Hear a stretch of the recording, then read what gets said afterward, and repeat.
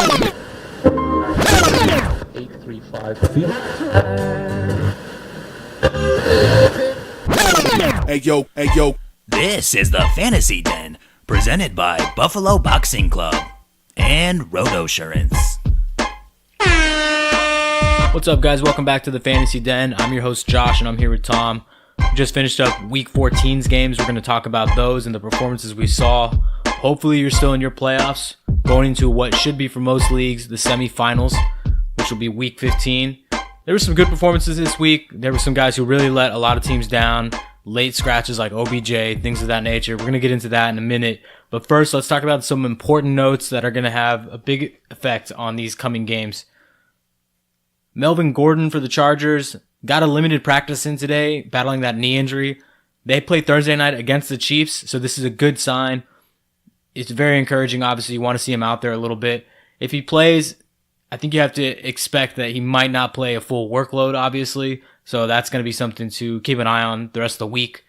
Tyreek Hill in that same game also got a limited practice in. He's dealing with some heel issues. It sounds like he's probably going to play, but keep an eye on that. It could go south over the next 2 days. Corey Clement was put on IR, running back for the Eagles. He really wasn't much of a factor for them after Josh Adams. Darren Sproles not getting involved in the game. So he's out.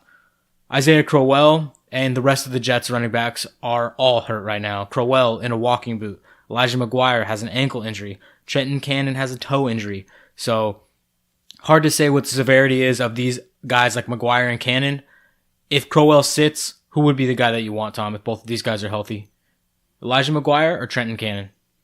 Pretty much a toss-up for both of these guys. I would have to go with McGuire just based on what I've seen in the past from him, but you're not excited with either of these. Spencer Ware for the Chiefs sat out practice. He's dealing with shoulder and hamstring injury. Damian Williams is a guy that needs to be added. He's going to be one of the hot waiver wire ads in Week 15. You'll have to watch and see if Spencer Ware gets some limited practice in this week, but right now it doesn't look good. All right, Tom, let's talk about waiver wire pickups for Week 15. But who's the guy that you really want to get your hands on most? So I like Curtis Samuel. I know Cam Newton's been limited with his shoulder, been somewhat ineffective, but they're playing the Saints, who have been terrible against the wide receiver. It's a Monday night game, so it's at Carolina. I do expect them to do something, so I do like Curtis Samuel. Dante Pettis needs to be owned if he's not owned already. Just the chemistry he's shown with Nick Mullins, he seems to be progressing a little bit. Damian Williams needs to be added instantly. I think he's probably the number one guy. I mean, he could be stepping into a starting role with this Kansas City offense. Yeah, and again, like we always talk about, teams that are going to have an opportunity to score, not many better than Kansas City. Elijah McGuire you need to keep an eye on him. I think he's the jet to own if he's the starter in the back. I mean, he's the one I would want. Chris Conley's another guy. Kelvin Benjamin is a guy to also look out for. I think it's definitely playing with fire. I do not recommend starting him, but if you have, if you want to pick him up, you have the space to pick him up. Maybe he does something, this Thursday, and you feel confident starting him in your last week. I mean, that's definitely risky. Dangerous and risky, but again, you could do worse there. He's a good option. Kenny Stills needs to be added. I think with Ryan Tannehill, he has good chemistry. He seems to play better when Ryan Tannehill's back there. We talked about the lines a little bit. LeGarrette Blount would be the line to own if he's not owned. Rashad Penny needs to be picked up. I think he might see more touches going forward. And then really, I know we talked on Kenneth Dixon earlier. I think you need to add Kenneth Dixon with what the Ravens running backs look like right now with Lamar Jackson starting. And then Josh Allen is a guy that I'm not saying he needs to be added, but if you're in a pinch or you don't like your quarterback situation, he's not the worst player in the world with just the rushing floor he's shown. I think he's safe to pretty much lock you in for seems to be 15 points at a minimum, kind of what he's getting you. That's just off his rushing, really. So I think he needs to be looked at if you need a quarterback. Any interest in a guy like Zay Jones, Jordy Nelson? I definitely like Zay Jones better than Jordy. I just think that Zay's probably owned at this point in most leagues after last week or two. If not, he's okay. But again, with Josh Allen's inconsistency, throwing the ball, Zay is a little bit dangerous to put in there as starting lineup. Jordy, he's definitely come on. He's shown a little more consistency. I'm not running out to grab him with just the Raiders and how bad they've been, but also, semifinals and championship week. I don't think I feel comfortable rolling Jordy Nelson out there. Would you rather pick up Zay Jones or John Ross? Zay Jones. I know John Ross had the touchdown, but I think Zay Jones probably has a safer floor. And you're taking Curtis Samuel over Dante Pettis? Or flip-flop that? That one's tough. I think I would take Samuel just based on the matchup. At this point in the season, you're playing either one of those guys. You're playing at your flex, just plugging in there. For the matchup, I think I would take Samuel. Elijah McGuire or LeGarrette Blount? Well, at this point, I would take Blount just because he's healthy. That's pretty much the guys you should be targeting going into this Week 15. All right, Tom, let's talk a little bit about this Thursday night matchup. Should be a great Thursday night game. Chargers travel to Kansas City to take on the Chiefs. What are your expectations in this game? Is it going to be another high-scoring affair? Yeah, I think this will be a high-scoring affair, but I don't think this will be a legendary crazy game. Usually Thursdays, defenses tend to show up. The running game is usually pretty strong. I do like the Chargers backfield, whoever gets to play. You like that Melvin practice, and hopefully he plays against the Chiefs, who've been terrible against the run. You would love to plug him in there. If him or Eckler plays, I think they're both. And I don't think Eckler's. It doesn't at least sound good for Eckler right now. Yeah, they're both. I was going to say that Melvin's a low RB1 at worst if he plays. And then Justin Jackson is the one that you really want to keep an eye on here. If he's going to play. I don't know why I said if he's going to play, and you expect something here against this Chiefs team. Yeah, he had a poor week last week, but again, against the soft matchup of the Bengals at home in LA. So it's disappointing, but I think this could be a game where, if Melvin Gordon does happen to sit, if Eckler does sit, imagine the role he's going to have on this, in this game where it could very much so turn into a high-scoring game, battle in the high 20s, even beyond that. So this is a game where, anytime you're playing the Chiefs or you have a Chief, you're excited because it's a higher chance that it's going to be a high-scoring game, which means more fantasy points. So if you have Phillip Rivers, I expect a bounce-back week. Do you? Yeah, I think this is going to be a competitive game because both these teams are so close record-wise, and I think the Chargers really want to show what they can do here. And the Chargers always have that, never say die attitude. They always play hard until the final whistle. So I think this is going to be a really tough game back and forth. I do think it's going to be a good game for both quarterbacks. The receivers are the ones I'm interested in. You're starting Tyreek Hill. I think expect them to have a big game, but the Chargers defense is good. They have a good pass defense, so it could be an interesting matchup here. The real wild card on the Chiefs side is Chris Conley, and then I would say Kelvin, but they already came out and said he's really not going to play much if he plays. So there's no way you're starting Kelvin Benjamin. Like I know we talked about on the waivers, but even if you add him, there's no way you can start him. Watch, he's going to go out and catch a touchdown after say that, but still, there's no way you can start him especially on a Thursday night. You're really limiting yourself. It's the Chargers side of the ball that I'm interested in. Well, you're starting Keenan Allen, no doubt, but it's the Williams brothers that they're a dart throw on both of them. For me, I actually like Mike Williams better in this game. I think he has a shot to get in the end zone.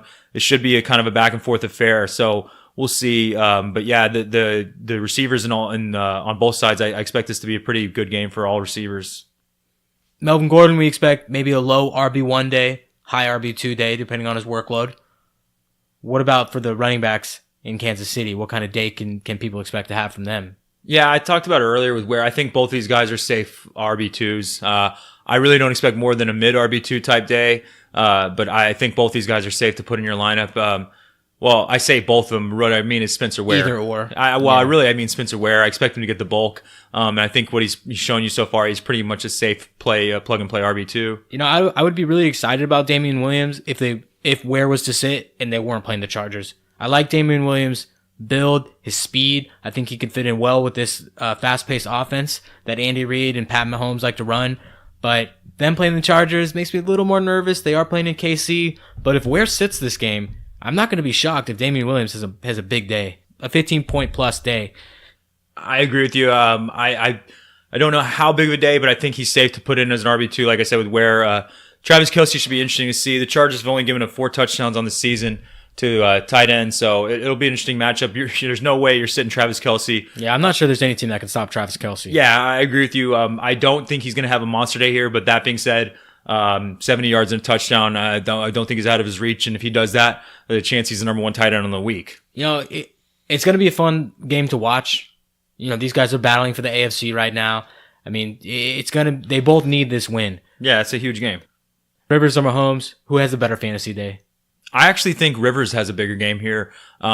Mahomes, when Mahomes has a bad game, he's going to give you 20 fantasy points. So, it's not like, he's going to have a terrible game for you. But I think Philip Rivers, and this is a game where they're going to have to keep up with the Chiefs. They're going to have to score a lot of points, and they're coming here to prove a point in Kansas City. I like Philip Rivers. I think he's going to outscore Mahomes. Yeah, we saw what they did traveling all the way to Pitt, playing there, getting that win. So, the Chargers are going to come to play. Both of these teams want this win. Both of these teams need this win. One thing to consider, and maybe I'm overthinking this, but here we are going into week 15. NFL season is long. It takes a toll on your body, all these guys. And now we're talking about a Thursday night game.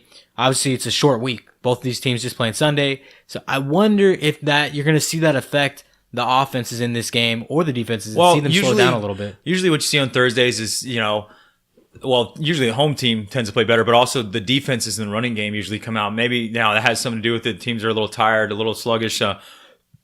Maybe we see a big day there. The thing I was going to say about the Chargers is that they really are a really good, complete team. The Chiefs are a great offense. Their defense is poor. They do not have a good defense.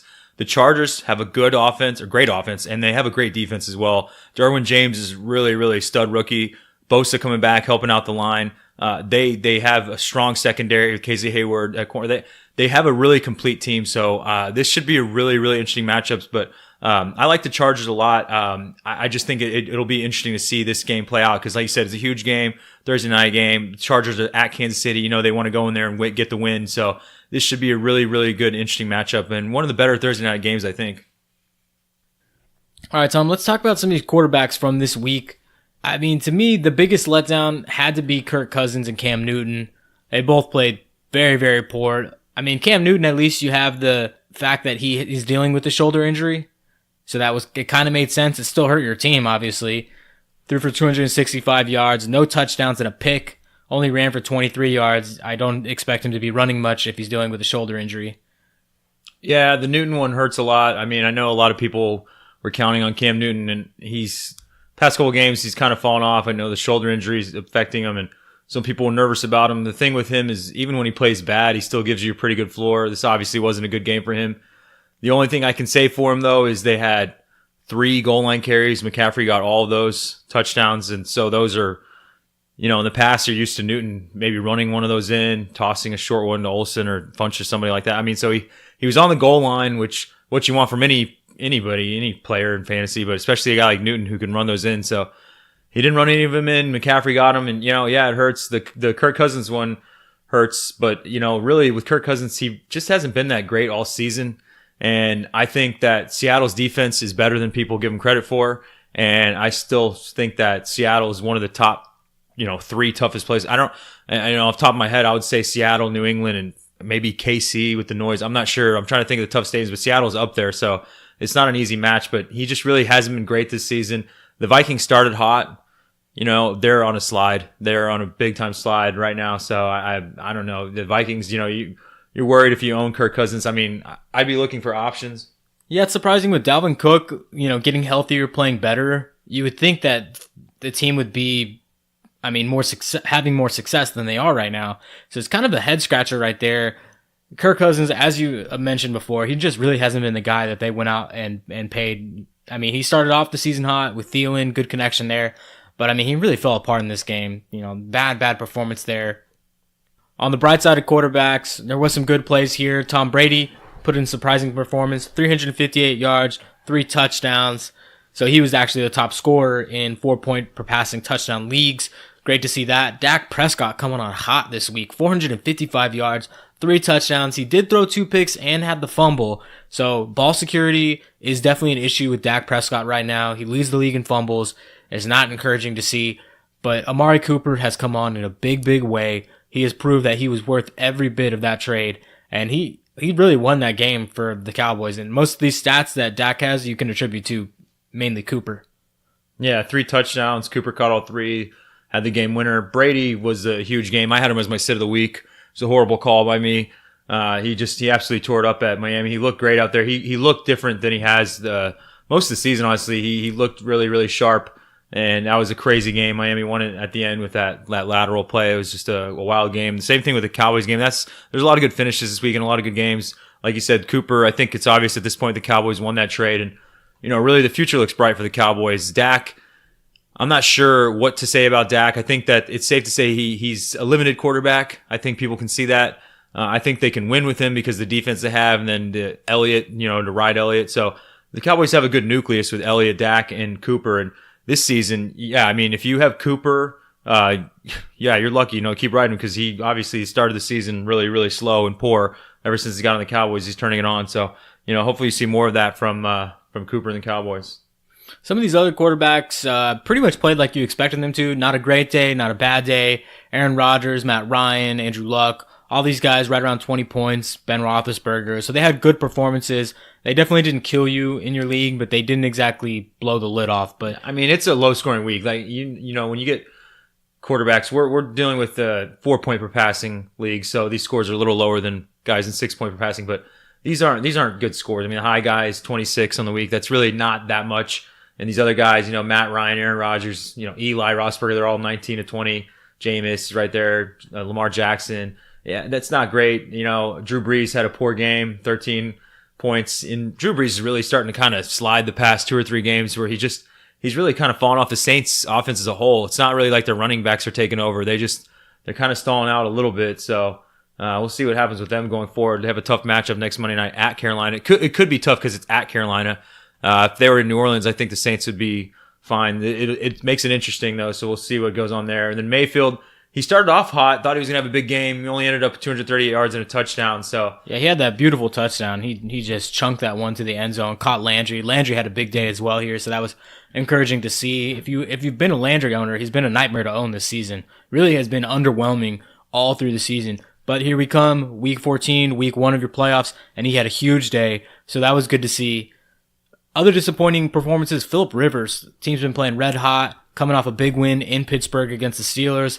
He's at home against Cincinnati, who's been terrible against quarterbacks. They've been terrible against running backs, and they really didn't do much in this game. He only threw for 220 yards and a touchdown, 13.5 points in standard leagues. Not impressive. Another guy who really, really let teams down this week was Jared Goff.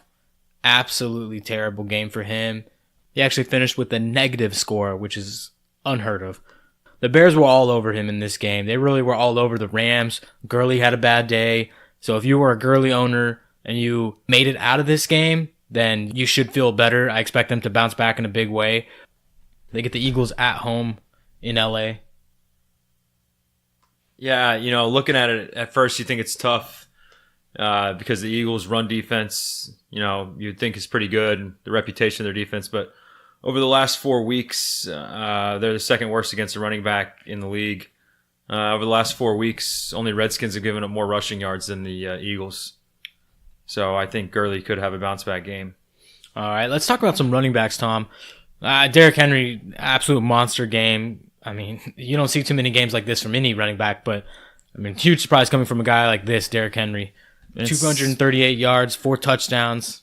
Look, plain and simple, it's the biggest surprise of the season because the player it was, the amount of points he scored, and considering it was the first week of the playoffs for a lot of people.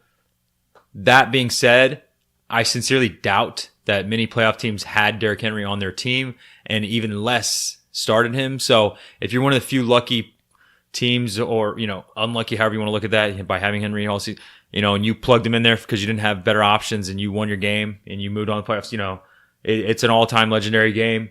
Yeah, Derrick Henry did look great, but I will say, not to take away from his game, the Jaguars really didn't look too invested on defense. They weren't really trying too hard. It just, it didn't seem like there was much effort from the defense if you watched the game. Yeah, after that 99-yard touchdown run that Derrick Henry had, it really seemed like it broke the spirit of the Jags. Well, and you see a game like this, and it's just enough where he has a big game like this to where it, turns him into a probably higher draft pick than he should be next year. You know what I mean? When maybe somebody looks at the cumulative stats and they just add up this game. That's true. That's probably what it does. But I wouldn't get too excited about this going forward. Like I said, if you had him somehow and he helped you win your playoff game, you're very lucky. It's an all-time great game. It really is. Yeah, I think it's going to really depend, too, on how he finishes the season off. I expect after this performance, he's going to keep getting a ton of carries, especially with Deion Lewis not playing very well lately. So, it'll really depend his draft status for next year on what he does to finish off this season. So we'll see on that. Saquon Barkley, Huge game here, no surprise. 170 yards on the ground, touchdown, 27 yards receiving. The surprise is probably just that he wasn't as involved as we usually see him in the past game. But, I mean, it was a runaway game. They blew the Redskins out of the water. Yeah, he didn't have to be more involved. He didn't have to do much. After seeing this game, after the performance he's had this season, for me personally, I think this guy's the number one pick next year in redraft leagues. I mean, for me, I know Todd Gurley and the season he's had, and Saquon Barkley, to me, he's a different kind of guy. He'd be going into his second year, so he's still young. He's younger. He is the offense for the Giants. He gets everything there. I mean, he's a stud and he's unstoppable, really, and he should only get better. Christian McCaffrey, as you mentioned before, huge day here. He's been stringing them together this past couple of weeks. He's having an awesome season. Where do you think he ends up next year in drafts? Where should he be going?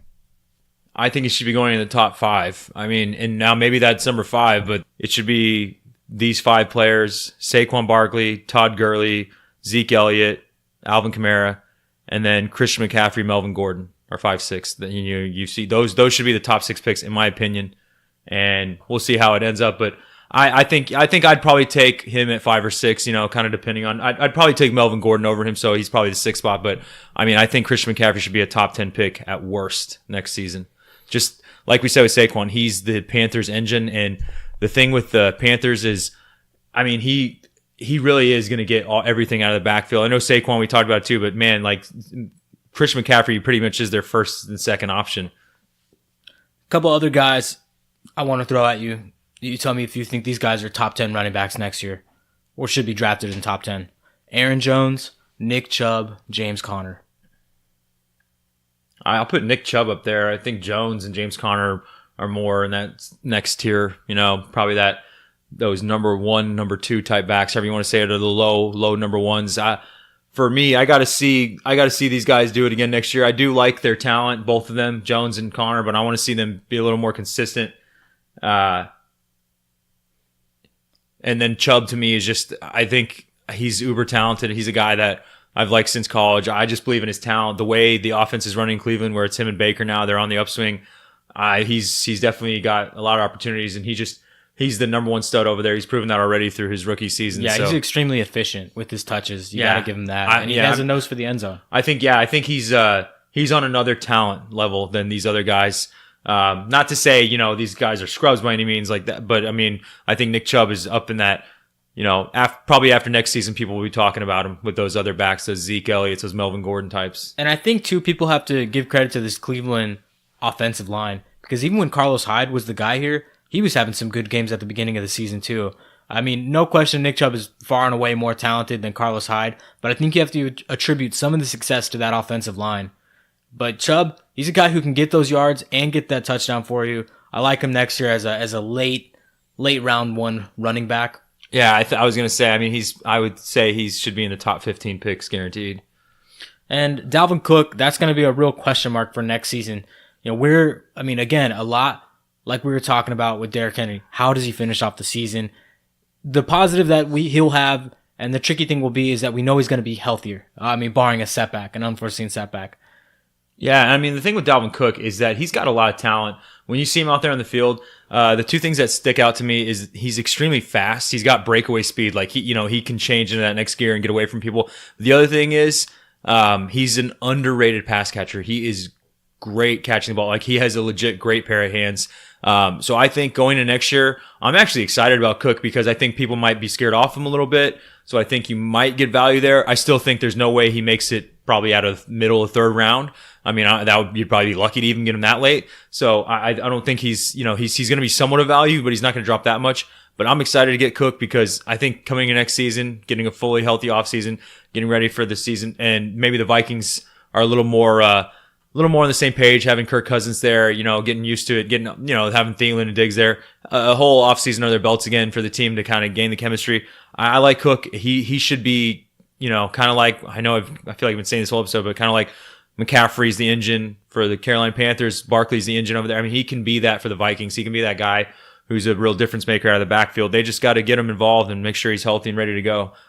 Let's bring it back to this Week 14's performances for a second. I want to talk about Spencer Ware. Now, they were playing at home in Kansas City. They got the Baltimore Ravens, best run defense in the league. he had an okay day. He got banged up, shoulder, hamstring, but 75 yards on the ground, 54 yards through the air. Against this defense, that's not too bad. He gave you almost 13 points in standard leagues. Thoughts on him? If he plays this week against the Chargers, another good run defense, would you feel comfortable playing him? And if so, what kind of day do you think he's going to have? RB2? Yeah, I think he's safe to play at RB2. I mean, it's the Chiefs offense, so you want these guys who are going to have an opportunity to score, and on a team like that, there's not many teams you'd want to have a guy on more than the Chiefs. And over the last 4 weeks, the Chargers have given up 6 touchdowns rushing, so I think he's in store for a mid RB2 day. I don't think he gets a huge game here, but I think he's safe to play as an RB2. Aaron Jones had another nice week. Although they were playing Atlanta, not a great run defense by any stretch of the imagination, but he's been very solid. This is the kind of guy that you would love to have on your team for these last 2 weeks of the fantasy season. A lot of running backs getting banged up right now. That's true, but they're playing the Bears, so that's going to be a tough matchup. And we saw what they did to Gurley. They're playing in Chicago. That's the thing. I'm nervous about it. Look, at this point, Aaron Jones is on your team. I don't think that you're going to have a better option than him. But that being said, against Chicago, I mean, it's a tough matchup. I don't temper expectations, but like I said, I don't think that you have much options. I don't think you can really sit him if you have him because, you're really not going to have a much better option. And with his talent level, with the Packers offense and with Aaron Rodgers, it's worth a shot because the player he is, but also the Packers, what they just did, they exploded this past weekend. Maybe they do that again. Maybe that's what we see. No McCarthy there. Rodgers coming out slinging the ball. He's running he's calling all the play. He's doing what he wants to out there. Maybe he puts Jones in position to score. But look, if you get a touchdown, I think you got to be happy against this Bears defense, how good they've been all season. Yeah, we've seen how good they are. They were all over the Rams. They stifled one of the top offenses in the league. They still have only given up 2 touchdowns on the season, I think. Let me double check that to make sure. While you're looking that up, I'm going to talk about another guy. Okay, 3 touchdowns on the season. So, that's 3 rushing. They've given up 4 receiving. So maybe you can tackle them a little bit through the air, a little easier. But I mean, to give up 3 rushing touchdowns a season at this point, that's pretty shut down. Through 14 games. Yeah. So anyways, like I said, temper expectations, but you're probably not sitting Aaron Jones if you have him. Let me ask you this: Jeff Wilson, good game here against Denver. Surprising game there. Denver played pretty bad considering. Well, I think 2 things. I think Nick Mullins is better than anybody realized. He's definitely slinging the ball. He's keeping the 49ers in these games. They're not complete blowouts. I mean, he's actually pretty serviceable NFL quarterback, it seems so far. And the other thing is, they don't have a lot of weapons, minus George Kittle and the running game. They don't really have a lot of receiving threats for Mullins to throw. Dante Pettis has played well. Yeah, and he did have the touchdown. It was a good throw. It was a good play. He's a good slot receiver. For me, what I saw from Jeff Wilson is he's a safe plug-and-play flex at worst. So they get Seattle this week? Yeah, which is tough, but I mean, the thing is, it's a volume play. He's going to get the volume, and he's shown that. I think he's got the talent. He's got the ability. So, I mean, I think he's a safe flex play, a low RB2, a high RB3 type. Would you feel more comfortable playing Jeff Wilson against Seattle or Aaron Jones at Chicago? I got to take Jeff Wilson. I do like Rodgers in that offense, but it's just the Bears defense has been so shut down, what they just did to Todd Gurley. So I'm going to have to take Wilson. Phillip Lindsay surprised me with the week he had. He got the touchdown, which pretty much saved his day, but I was expecting a big day for him. He had only 30 yards on the ground. He got that 1 touchdown, 21 yards through the air. But with no Emmanuel Sanders there, I really expected them to turn to him and get the job done. It really didn't happen this week. Yeah. Phillip Lindsay, I mean, it was a bad game. You expected a bigger game against the Niners, but I think it was more game flow. The Niners were controlling the game. George Kittle had a monster game. So I think it was just more he didn't have a whole lot of opportunity in that game. Do you think Darren Sproles has any fantasy relevance right now, considering Corey Clement being done? It's pretty much going to be Josh Adams and him. Yeah, he definitely has fantasy relevance because the past 2 games that he's come back from the injury, he scored a touchdown in both games. So he's definitely fantasy relevant now. Do I recommend playing him, or do I? I mean, I think you're definitely playing with fire if you put him in your lineup. Yeah, definitely, for sure. It's dangerous. I mean, so that's one of those things where I think he's fantasy relevant, but at this point in the season, in semifinals for a lot of people, I don't think you're rolling Sproles out in flex. I mean, you probably have better options. I want to talk about Kenneth Dixon for a second, running back for the Ravens. Really, their number 2 guy right now behind Gus Edwards. had 8 carries in this game, 59 yards and a touchdown, and then 1 catch for 21 yards. Is this a guy who you would recommend playing if you're in a tough spot? Say you don't have James Conner this week. Yeah, the Ravens are running the ball like crazy right now with Lamar Jackson back there. It's opening up the run game for Gus Edwards and Kenneth Dixon. And the one thing I will say is that the fact that they've kept Kenneth Dixon this long, kept giving him opportunities, chances, that says something. Now, I'm not saying that it says something about like he's some uber talented running back, but it's more like the old case of a team is going to give this guy carries. I mean, and they're giving him a chance. So why not do the same for your fantasy team? And with the way Lamar Jackson's running the ball, yeah, they're running like crazy. They put up a good game against the Chiefs. I didn't think it would be that close. So he's definitely a guy to go out and look for if you're in a pinch, you need help. Ito Smith, interesting guy here. Risky play to try and put into your lineup now, even if you're hurting at running back. It seems like they're trying to see what they have right now with him. He's outtouched Tevin Coleman this past 2 weeks. Any interest here? Or are you staying away from him? The only interest is the fact that they're playing against the Cardinals, who are terrible against the run. So he wouldn't be the worst play based off a matchup. But the way the Falcons' offense has looked this season, being so up and down, and the fact that Ito Smith is really, really inconsistent. He's pretty much touchdown or bust. He is pretty much touchdown or bust. So in this matchup, there's a good chance he does get a touchdown. You could do a lot worse, but again, it's semis. I think you probably look around and find a better option. But in a pinch, it's not the worst a matchup against the Cardinals. Jalen Samuels seems like the guy. We're talking about a lot of these guys, touchdown or bust. Jalen Samuels is a guy who could be the exception here if James Conner is out. He's getting a lot of action, 28 yards on the ground, 64 yards through the air. So he put up a solid floor without the touchdown, 9.2 points in standard leagues. This guy is a solid play if you're hurting this week. I don't think you can expect a ton. They're playing New England, so you got to be careful with that. But he's definitely the play over a guy like Stephen Ridley, who did absolutely nothing but the 4-yard touchdown. Yeah, he's the play in Pittsburgh right now.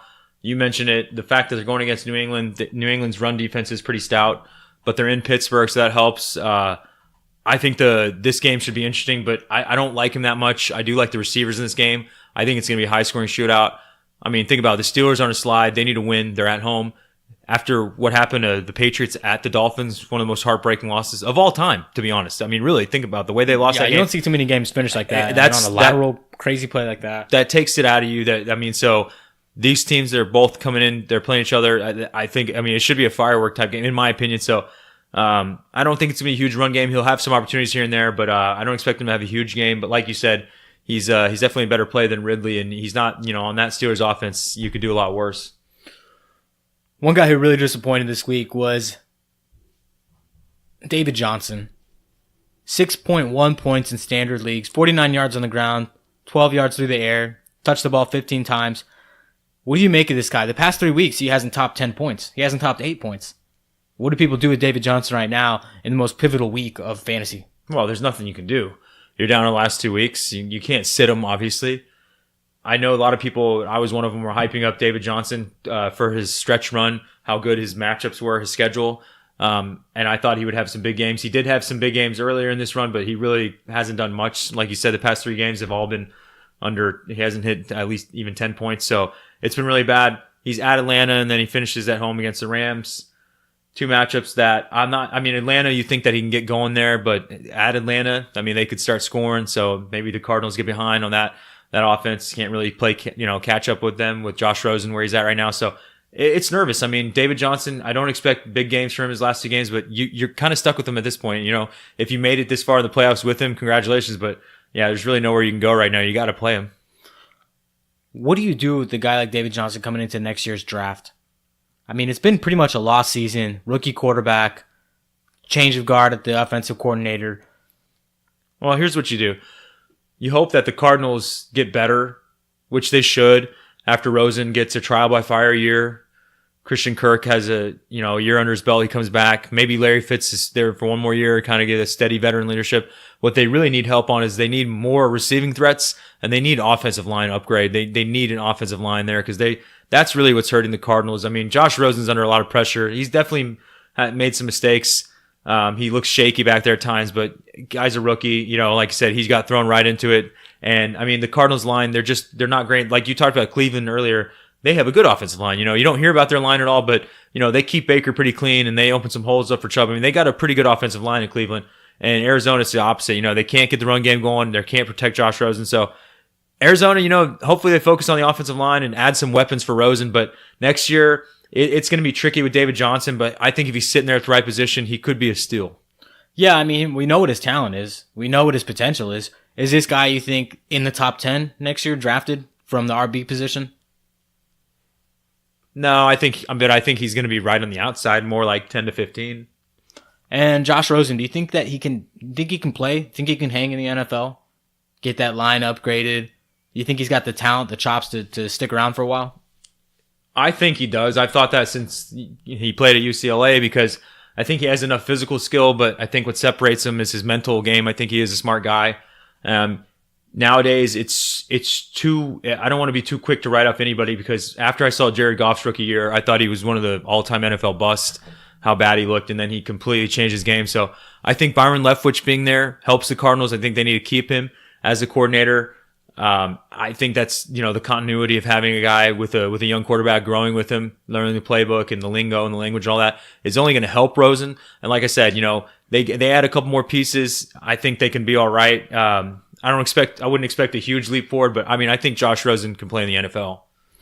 I want to talk to you, last thing about running backs real quick, is the Detroit backfield. Zach Zenner led them this week, 54 yards and a touchdown. But really my question is, going into next week, who would you rather start if you had to? Gun to the head. Zach Zenner, Theo Riddick, LeGarrette Blount. They get a banged-up Bills team, but they are playing in Buffalo. Yeah, I mean, if I had to pick one of these guys, I'm going to have to take LeGarrette Blount just based on the profile he should have. Kind of the short yardage touchdown guy. You would think if they get, you know, down on the goal line, he's gonna get the touches, but yeah, I mean, at this point in the season, you can't trust Zach Zenner. I know he got a touchdown 54. There's no way you can put Zach Zenner in your lineup and feel confident about it. And pretty much same thing with Theo Riddick. He really hasn't been very productive with how bad Stafford's looked all season. The only guy I'd feel comfortable starting, and it would really just be at a flex spot, would be LeGarrette Blount, hoping for the touchdown. All right, let's switch gears, Tom, and talk about these wide receivers from Week 14. Amari Cooper, we obviously touched on. Monster week, 217 yards, 3 touchdowns. This guy might be the fantasy MVP come this playoff stretch. Maybe not on the season, but I mean, what he's done these past couple weeks, I mean, he could have won you a game single-handedly. You know, performance like this and a team that needs that kind of threat. They really didn't have anything close to him before this trade. Yeah, Cooper is really going on proving how good he is. And the thing that surprises me is, you know, you think teams that play against Dallas would know that, you know, they need to key in on Cooper. I know they got Zeke Elliott in the backfield that you need to watch out for, but, you know, and as far as receivers go, Michael Gallup, you know, he's shown some flashes here and there, but, you know, really, these teams, you would think they'd be locking in on Cooper, and really, he's man coverage a lot, and he's burning everybody. The thing that sticks out to me, like I've said before on this podcast recently, since he got to Dallas, is his quickness and his route running they're really, really on another level. Yeah, he's definitely playing with a chip on his shoulder. He's got something to prove, and he's proven it. Yeah, he won that game for the Cowboys. Like you said, 3 touchdowns from Dak, all 3 to Cooper. And on that last one, that concentration he showed, you know, the Eagles DB tipped it, and then Cooper still made the catch for the touchdown. It was an awesome, awesome play. Juju Smith-Schuster was the second highest scoring receiver on the week, 130 yards, 2 touchdowns, at the expense of Antonio Brown owners, who, you know, Brown really did nothing in this game. Now, part of that has to do with the fact that Roethlisberger did leave the game for a while, and without him in there, it just wasn't the same offense, obviously. No James Conner, no Roethlisberger. You can kind of figure out what that's going to look like.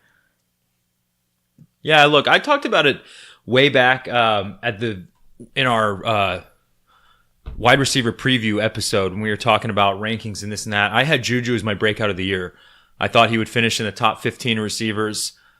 I thought he would have a big year. And, you know, for Antonio Brown owners, he's definitely had a kind of a off year. But that being said, he still had a big, big season. He's still in the top 5 receivers. I think he's still leading the league in touchdowns. He was for most. I mean, it was a bad game for him, but that being said, most of the season they've been able to, you know, coexist. Exactly, they've been able to coexist. What makes it really interesting is going into next year's draft, because Juju has shown. I think the other thing he's shown is that Ben Roethlisberger looks to him now. He really does, because before Ben Roethlisberger, you know where he's going to throw that ball. Even in double coverage, if it's a bad play, he was still throwing it, forcing to Brown. Now that they have another receiver on the other side, it helps him out, opens it up, but he really trusts Juju. And there were some good catches in that game, especially that toe tap, touchdown he had. That was one of the catches of the day. It was an awesome play. But yeah, Juju, he looks great. He's got a lot of talent, and he's one of these guys that he's a perfect fit for the Steelers offense. I mean, he fits in well with that offense in his role. Yeah, another guy who's not really getting as much credit this weekend because he didn't get the touchdown was T.Y. Hilton. But he had a monster day, 199 yards. So, I mean, with or without the touchdown, still put in an awesome fantasy day. Yeah, you're going to take that all day. A guy giving you 20 points and he doesn't get a touchdown, that's unheard of, really. Doing that all off yardage and then receiving yardage, that's crazy. Again, at Houston, a defense that had been hot. The team overall, probably the hottest team in the league coming into it. Maybe the Chargers were right there with him, but he always finds a way to beat Houston. He really does. Yeah, and he came into this week hobbled up. He was a little banged up coming into this week. He said he was going to fight through it and play for his team, and I really expected both Luck and Hilton to have bad days, and they proved me wrong. They really sliced up the Texans in this past weekend. Who else do you stood out, though, from the wide receiver position? Anybody that surprised you? Jarvis Landry. I thought he would have a good game here. I didn't expect him to have that kind of game. It just shows the progression Baker's made and the fact that Jarvis is capable of making those big plays. I know he really is not known for that. He is a chain mover, a possession receiver. That's the kind of guy he is, but he had that one big bomb, and then I like how they gave him that rushing touchdown. They just need to get Jarvis more involved like this. I think it's better for the team because he is their number one wide receiver. So they need to find ways to get him involved. It's going to help open it up for the team. You got to be happy with that if you're a Jarvis Landry owner because, this is a big blow-up game for him. Another couple guys that's not surprised, but Julian Edelman, I thought he would have an okay game here, 86 and a touchdown. He's pretty much one of those guys, man, when he's safe and healthy, you're playing Julian Edelman. He's pretty much a low 2 at worst, I would say. Yeah, even in standard leagues, he's like that. I mean, he's pretty consistent because Tom Brady has such trust in him and he looks for him, especially with Gronk being kind of having a down year. So Julian Edelman's kind of like the safe and steady target for Tom Brady. He always has been his whole career. Tyreek Hill had a big game, 139 yards, didn't get in the end zone, but that's Tyreek Hill for you. He can just take those little plays and turn them into big ones. Been having a really big year. Keenan Allen got in the end zone, didn't have a big yardage day, 78 yards, but like we talked about before, and like he's done a lot of his career, he's starting to heat up at the end of the season, kind of like he always does.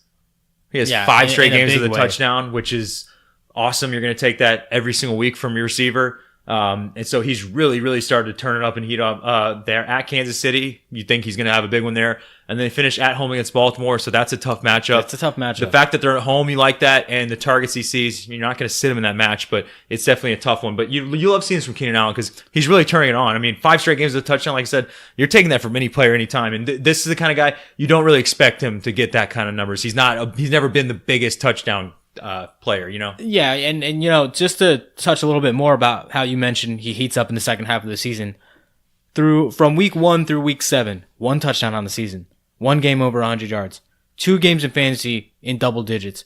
Since the bye week in week 8, he's been over double digits every week. Like you said, 5 of the last 6 games with the touchdown. The 1 game he didn't score the touchdown, he had over 140 yards total. So, I mean, monster second half of the season for him. He's looking great right now.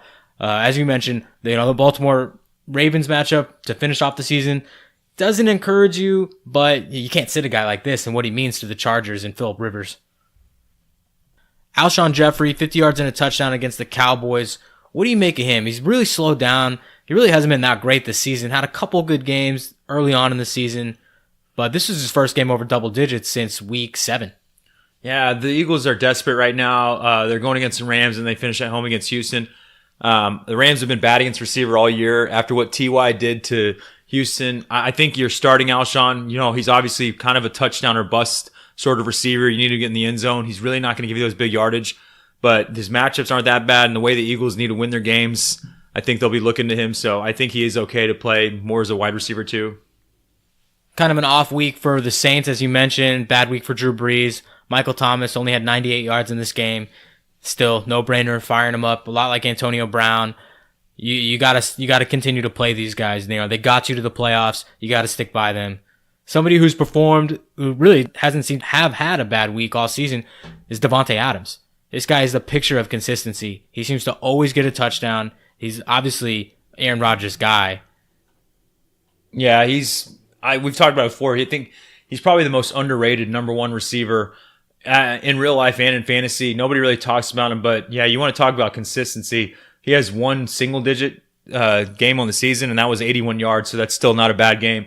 But every other game has been double digits. He gives you a lot of yardage. He catches touchdowns. He's Aaron Rodgers' number one target. The biggest thing that sticks out when you watch Packers games is Aaron Rodgers trusts him completely. He's going to throw him the ball. He has confidence in Devontae Adams. And after seeing Adams play this season, really the past couple of years, but this season especially, I mean, how can you not have confidence in him? He's the number 2 receiver in fantasy on the season. He's an absolute stud. I was too low on him coming into the season. I didn't think he would have this kind of year, but yeah, with him and Aaron Rodgers, they're, I mean, one of the best duos in the league. I want to talk to you about the Broncos wide receiving core. Everyone was expecting Cortland Sutton to step up in a big way and have a good day, but he was outperformed by 2 relatively unknown guys. Deshaun Hamilton, 47 yards and a touchdown, and Tim Patrick, 85 yards, 11 yards rushing as well, but that's really a non-factor. Any interest in these 2 guys? No, for 2 reasons. One is Case Keenum. You know, you can't count on him. He's inconsistent. You don't know who's going to really go off. The other thing is the Broncos passing game. I don't want any piece of it. You know, you don't have any consistent pieces there. With Emmanuel Sanders gone, yeah, it opens up targets for these guys, but there is no number one. They're all young, trying to figure it out. And again, with Case Keenum back there, it doesn't really instill confidence. So your last 2 weeks of the playoffs, you shouldn't be starting either of these 2 guys. What about a guy like Tyler Boyd? Disappointing week for him. Tough matchup against the Chargers in LA. Only put up 52 yards. They get the Oakland Raiders at home in Cincy. Would you play him next week? Yeah, I would. I'd play him. He finishes with 2 good games, Oakland and then Cleveland. Cleveland could be a little tough at Cleveland, but they Cincinnati and Cleveland, that whole division plays each other tough usually. And Tyler Boyd, with the targets he's seen all season, I think that's the biggest thing. I know Driscoll is he's there, not Dalton. I still don't think he's that big of a downgrade from Andy Dalton. I've been saying that. So I think he's safe to play just because of targets he sees. You know he's going to be involved. There's one guy who's going to catch passes on the Cincinnati Bengals. It's Boyd. Let's talk about the Vikings receivers. Disappointing week from them. We talked about Kirk Cousins. Bad week for him. Do you think they bounce back next week? They're playing at home in Minnesota against Miami. Yeah, Miami has a pretty good pass D, but I do expect somewhat of a bounce back. Minnesota at home. And the fact that they are really desperate right now, they're clinging to the last spot, pretty much like they need to win. So I do expect a good game. That's the thing with both of these guys. I think if you own them, you're definitely starting them. And at this point, I know Thielen started really hot, but it's a dart throw to who's going to have the bigger, better game. I think Thielen might give you a more consistent floor. Diggs probably has the higher ceiling. But either way, you got to start both these guys if you have them. You just don't, they could go off at any time. And, I do like them at home. Would you rather play Robbie Anderson coming off 76 yards and a touchdown or Dante Pettis, 49 yards and a touchdown this past week? Give me Dante Pettis. They're very similar players, but the Jets offense seems to be kind of at a stalemate right now with all their running backs hurt. Sam Darnold's, still inconsistent and throws a lot of picks. I'll take Nick Mullins in the 49ers offense. They seem to be a little more steady, and Nick Mullins, I think he's a better quarterback than people realize, and he can get the job done. He's serviceable enough, so I'll take Pettis over Robbie Anderson at this point. All right, let's move on to the tight ends. I mean, pretty typical week here. The guys who performed well are the guys who've been performing well all season. George Kittle, Rob Gronkowski, Travis Kelce, Cameron Brate, Eric Ebron, all good weeks, all scored touchdowns. Cameron Brate got in there twice. Aside from that, did nothing yardage-wise. Gronkowski surprised me. I mean, you always got to bet on Gronkowski if he's out there, but 107 yards and a touchdown after the season he's had this year, a bit of a surprise for me. No, I thought this would be a big game for him.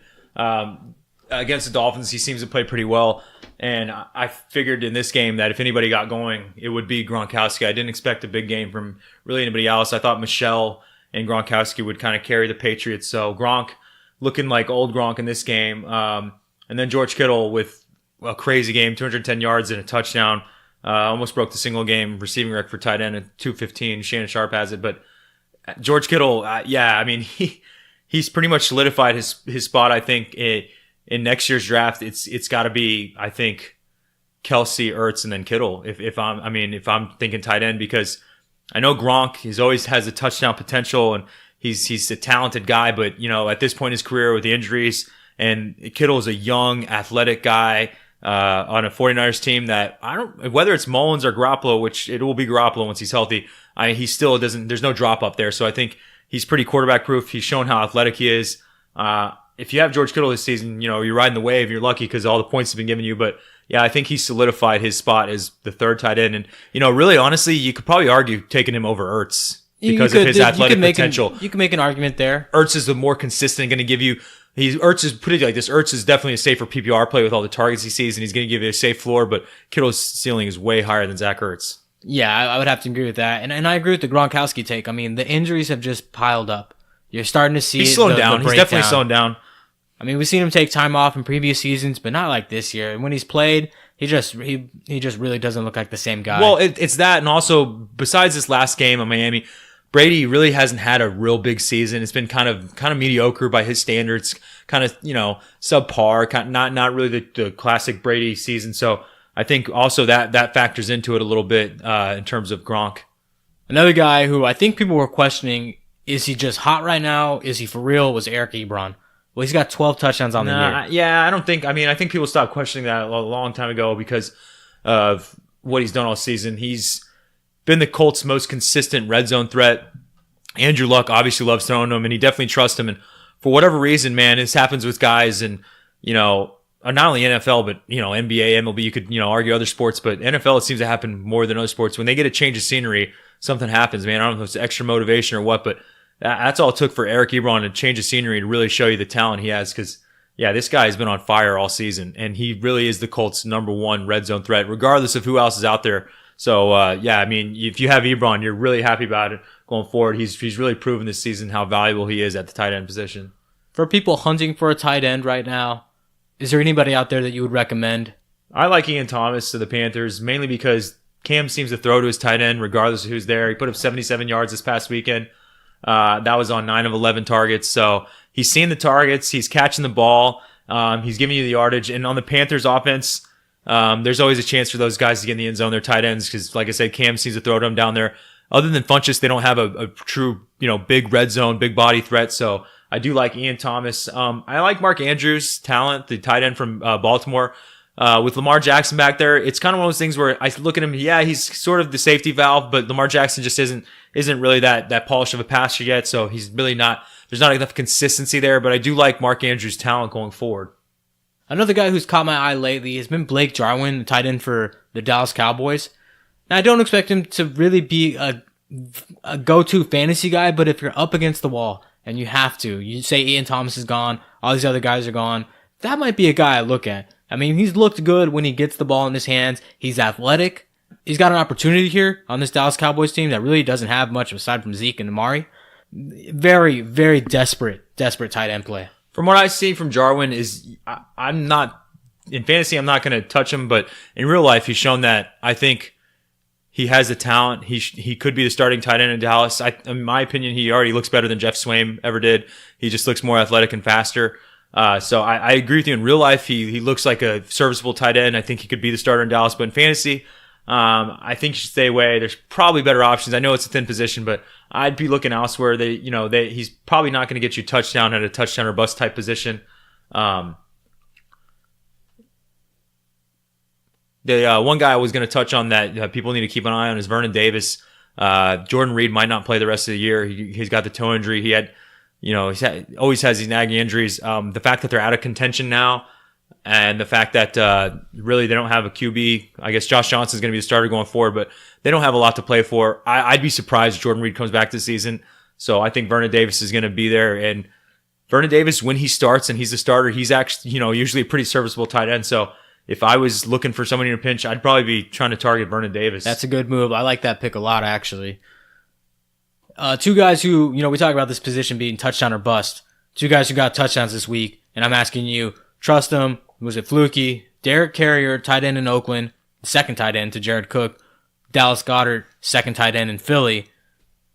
Any interest in these guys? They both got in the end zone here this past week. No interest in Derek Carrier. That's his first touchdown in years. Jared Cook's the guy there. He's been doing it all year. He had a good game here, 116 yards, just in the end zone. There's not enough going around in Oakland for me to trust Derek Carrier with Jared Cook there. Dallas Goedert, I like his talent, and he's definitely involved. They seem to play a lot of the 2 tight end sets. But again, with the targets that Ertz sees, the fact that Alshon's there, I mean, Darren Sproles is back. I think there's too many mouths to feed, and I don't think that he's shown enough consistency to where you can put him in your starting lineup and really expect a whole lot from him. Yep. So to wrap it up, if you're hurting that tight end, you're looking for somebody, you're desperate, go ahead and pick up Vernon Davis. He should be widely available, and he should be started for you this week if you're that hurt at the tight end position. I want to bring up a topic that a lot of people are talking about right now because it is fantasy playoffs. How do you feel about teams that are out of the playoffs making moves on the free agent market or on waiver wires? This is a touchy subject, and it depends a lot on your league setup. Really, meaning if people do payouts for third, fourth, fifth place, however that works, it kind of depends on that. And in a keeper league, it definitely changes where you should be able to make moves because it's a keeper league, so maybe you're looking to the future. But overall, and I used to have the opposite view because I've always been super competitive. I want to win. Even if I'm in last place, I want to win my last game. I don't want to lose. You know what I mean? Even if I have no shot at any money, I still want to win my game. But that being said, I don't think that people should be making moves who are not in playoff contention, who are not in contention for the title or for the money. Look, I get you want to win your game and you don't want to be last place and, picking up this guy can help your team. But I mean, you got to think about it. I mean, you picking up a guy to get a win for your team. All right. Come next season. Does anybody remember if you finished 6th, 7th, or 8th place? No.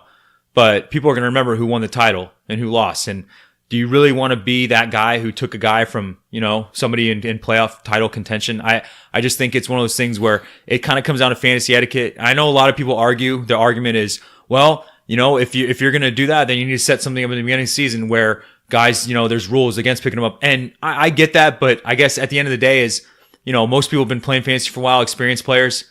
If they're not in it for the title, they're not up there, they don't care anymore. They're not going to really try to pick up a guy because what does it matter if they're not winning the title? Yeah, I mean, I agree completely. For me, the biggest thing is there money on the line? And if there's money on the line for those guys fighting for the championship, then it's really poor taste, in my opinion, to go and make a pickup because you're affecting the total outcome there. But there's no police in fantasy. People are going to do what they want to do. So it does come down to your commissioner and you guys coming together as a league before the season starts and saying, hey, let's set some ground rules here. Whether you do that through whatever site you're using to play fantasy football in and you set it up that way, the parameters to where teams out of the playoffs can't actually make ads, etc. Or you make that agreement with each other. But I mean, it's a touchy one, like you said, who's right, who's wrong, how serious do you take it, etc. But when there's money on the line, it's definitely elevates. And remember, if you lost your season-long league, get in that daily fantasy, get on FanDuel, get on DraftKings. Fantasy season can still go on, in a different way for you. Thanks again for listening, guys. Good luck to you in Week 15 of your fantasy playoffs. We'll be back later this week to preview the Sunday games in more detail. That's it for this episode, guys. Don't forget to go to Twitter, hit us up with your questions there at the Fantasy Den. And thank you for subscribing, rating, and reviewing us on iTunes. Check us out on Spotify, Stitcher, and Google Play as well. Thanks, guys. We'll catch you next time.